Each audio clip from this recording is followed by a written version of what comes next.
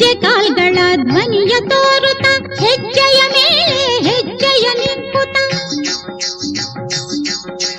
ಸಜ್ಜನ ಸಾಧು ಪೂಜೆಯ ವೇಳೆಗೆ ಮಜ್ಜಿಗೆಯೊಳಗಿನ ಬೆಣ್ಣೆಯಂತೆ ಭಾಗ್ಯದ ಲಕ್ಷ್ಮೀ ಬಾರಮ್ಮ ನಮ್ಮಮ್ಮ ನೀ ಸೌಭಾಗ್ಯದ ಲಕ್ಷ್ಮೀ ಬಾರಮ್ಮ.